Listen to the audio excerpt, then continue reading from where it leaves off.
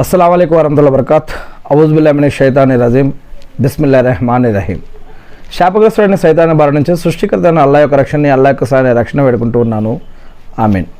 అల్లాహ్ ప్రవక్త ముహమ్మద్ సల్లల్లాహు అలైహి వసల్లం గారిపైన శాంతి సేవకులు కురిపించండి వల్ల ఆమీన్. నరకం ఎంత లోతు ఉంటుంది అనే ప్రశ్నకి ఒక హదీస్ని ప్రవక్త ముహమ్మద్ సల్లల్లాహు అలైహి వసల్లం గారు తెలియజేస్తూ ఉన్నారు.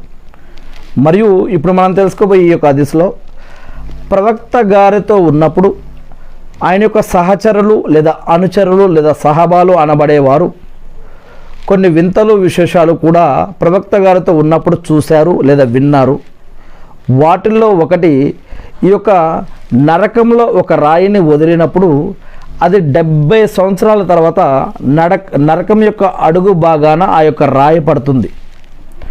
అంటే అది ఎంత వేగంతో పడుతుంది, ఎంత స్పీడ్లో పడుతుంది, దాని యొక్క ఫోర్స్ ఏంటో అది అల్లాహ్కి తెలుసు. కానీ 70 సంవత్సరాల తర్వాత ఆ యొక్క రాయి అనేది నరకం యొక్క అడుగు భాగానికి చేరుతుంది.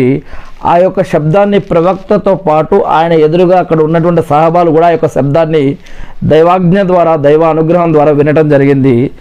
ప్రవక్త ముహమ్మద్ సల్లల్లాహు అలైహి వసల్లం గారు ఏమన్నారంటే ఈ యొక్క విషయాన్ని హజరత్ అబూ హురైరా రదియల్లాహు గారు తెలియజేస్తూ ఉన్నారు. ఏమని, ఒకసారి మేమందరం కూడా దైవ ప్రవక్త ముహమ్మద్ సల్లల్లాహు అలైహి వసల్లం గారు వెంట ఉన్నప్పుడు ఏదో ఒక వస్తువు కింద పడ్డటువంటి ఒక భయంకరమైన ఒక పెద్ద శబ్దం వచ్చింది.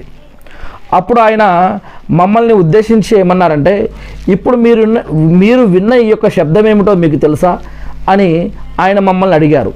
అప్పుడు మేమేమన్నామంటే, ఓ ప్రవక్త ముహమ్మద్ సల్లల్లాహు అలైహి వసల్లం గారు, ఆ సృష్టికర్త అయిన అల్లాహ్కి తెలుసు, మరియు ఆయన ప్రవక్త అయినటువంటి మీకు అంటే మీరు మాకేం చెప్పాలనుకుంటున్నారో యొక్క విషయం మీకు తెలుసు, మరి అదేంటో చెప్పండి అని అప్పుడు చెప్తారు. అప్పుడు 70 ఏండ్ల క్రితం ఒక రాయిని నరకంలో పడవేస్తే ఇప్పటి వరకు అది నరక కూపంలో పడుతూనే ఉంది.